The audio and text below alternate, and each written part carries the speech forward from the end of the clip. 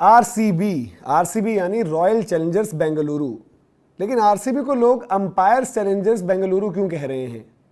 ऐसी बात क्यों हो रही है कि भाई अंपायर जो है आरसीबी का था, आरसीबी के लिए काम किया और चेन्नई के खिलाफ मुकाबले में आरसीबी को जीत दिलवा दी। अंपायर इन क्वेश्चन है नितिन मेनन।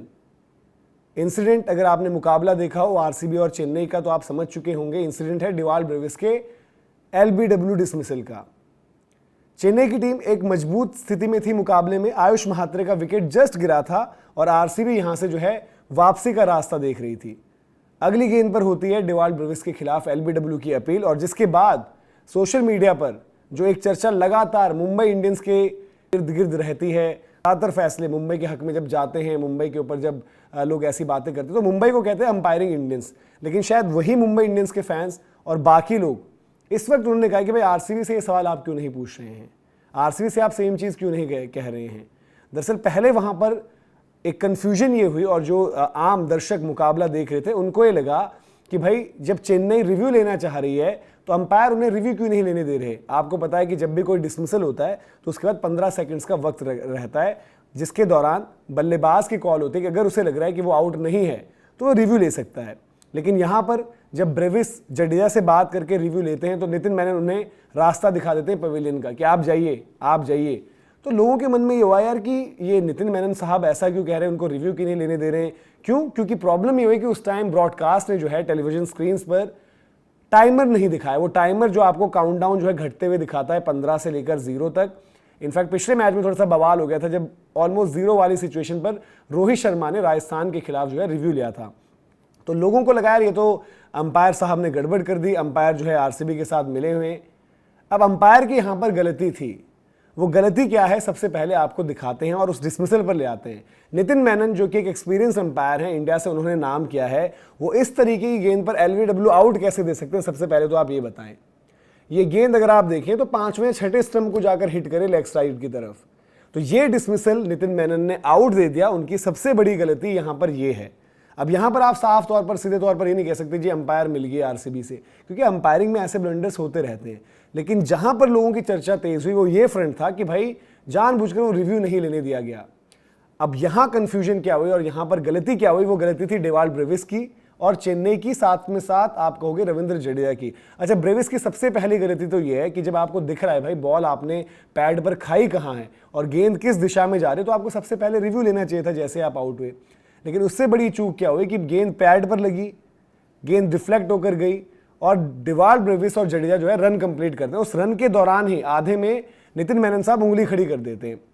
अब ब्रेविस को दिख भी गया है सामने की उंगली खड़ी, लेकिन वो उसके बाद क्या करते हैं, जब वो नॉन स्ट्राइकर एंड पर पहुंचते हैं, बॉल जो है स्टंप्स पर लगती है, वहां से रिकोशिएट होती है, फिर वो दूसरा रन लेने भागते हैं। फिर अंपायर नितिन मेनन उन्हें रोक रहे, रुक जा भाई, रुक जा, आउट दे चुका हूं। वो क्यों समझाना चाह रहे थे? क्योंकि द मोमेंट अंपायर किसी भी फैसले को वहां पर दे देता है, जैसे उन्होंने आउट दिया तो वहां से वक्त शुरू होता है जो टाइमर होता है, जहां पर आपको डीआरएस लेना है विदिन 15 सेकंड्स। अब प्रॉब्लम एक और जो हुई, जो शायद ग्राउंड पर लोग मौजूद थे, उन्होंने कहा कि बिग स्क्रीन पर भी जो है उस टाइम टाइमर नहीं दिखा, ब्रॉडकास्ट भी जो है टाइमर नहीं दिखा रहा था। तो जब टाइमर दिख नहीं रहा था, फिर एक ऑलरेडी डिसीजन वो दे चुके थे, तब वो रन भाग रहे थे। दूसरा रन भागने के बाद जब अंपायर उन्हें रोकते हैं वहां पर, तब जडेजा और ब्रेविस बात करते हैं। तो बात करते करते वक्त कितना हो जाता है? वक्त आप देखिए आपकी स्क्रीन पर, वक्त था 25 सेकंड भी क्रॉस कर गए और डिवाल्ड ब्रेविस उस टाइम देखिए रिव्यू ले रहे हैं।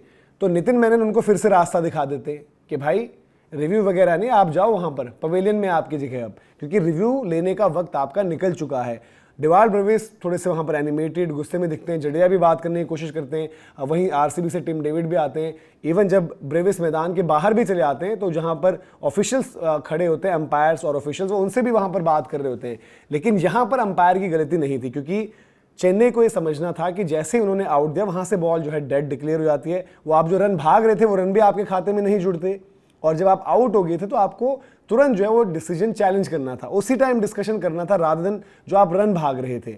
अब आखिर में इस मुकाबले का रिजल्ट ये रहा कि फासला सिर्फ 2 रनों का रहा, तो इसलिए फिर चर्चा और ज़्यादा तेज़ हो गई और हमने ये भी देखा कि महेंद्र सिंह धोनी एक बार फिर से फिनिश नहीं कर पाए, उन्होंने मुकाबले के बाद जो है पूरा ब्लेम भी अपने ऊपर ले लिया। तो ये सिचुएशन आप देख रहे हैं कि किस तरीके से मुकाबला घटा। 16.3 जहां पर ब्रेविस आउट होते हैं, 172 पर 4 था, 42 रन चाहिए थे 21 गेंदों पर। तो वहां से लगा कि चेन्नई ये मुकाबला निकाल सकती है, क्योंकि माही भाई की प्रेजेंस थी, वेल सेट जडेजा थे। और उससे पहले अगर बात करें 16वें ओवर की जो सिचुएशन थी, जहां पर आयुष महात्रे भी सेट खेल रहे थे, जडेजा के साथ पार्टनरशिप लगी हुई थी, वहां पर जब 24 गेंदों पर 43 रन चाहिए थे तो लग रहा था मुकाबला पूरे तरीके से जो है सीएसके का है। बट लुंगी एनगिडी आते हैं, पहले वो महात्रे को आउट करते हैं और उसके बाद ये डिसमिसल होता है जिस पर पूरी चर्चा हो रही है।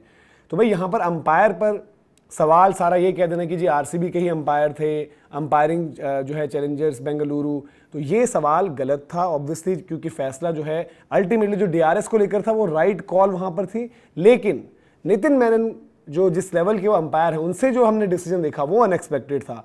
वो एक तरीके से अंपायरिंग हाउलर था। आईपीएल जैसी स्टेज पर आप ऐसा डिसीजन अगर दो तो आपकी अंपायरिंग क्रेडेंशियल्स जो है सीधे सवालों के घेरे में आती है। तो ये वो तस्वीर है जिसकी वजह से बवाल मचा। एक तस्वीर ये थी, दूसरी तस्वीर वो ऑब्वियसली टाइमर वाली है, जहां पर यहां तो जी नितिन मेनन साहब बिल्कुल क्लीन चिट उनको है, नितिन मेनन की कोई गलती नहीं है। लेकिन जो इससे पहले की तस्वीर आपने देखी, यहां पर नितिन मेनन की गलती है। ठीक है, सीएसके के लिए काफी कुछ स्टेक पर नहीं था, बट वही पिछले साल वाली अगर सिचुएशन होती कि दोनों का क्वालिफिकेशन जो है डिपेंड करता, फिर तो जो है मामला फंस जाता। तो ये पूरी की पूरी अपडेट थी। आई होप आपको समझ में आया हो कि क्या कुछ रहा और क्यों अंपायर, बार बार ये बात चल रही थी कि भाई आरसीबी के अंपायर थे, अंपायरिंग चैलेंजर्स बेंगलुरु, और जी मुंबई होती तो सब सवाल उठाते हैं, आरसीबी पर नहीं उठाते। तो हमने कोशिश करी कि जो सोशल मीडिया पर चल रहा था पूरा बवाल, आपको समझा दें कि भाई गलती आरसीबी की नहीं है, गलती आपके अंपायर की ही रही है। अंपायर ने एक जगह जो है सही फैसला लिया, एक जगह गलत, जिसके चक्कर में पूरा बवाल कट गया। तो ये पूरी की पूरी खबर थी।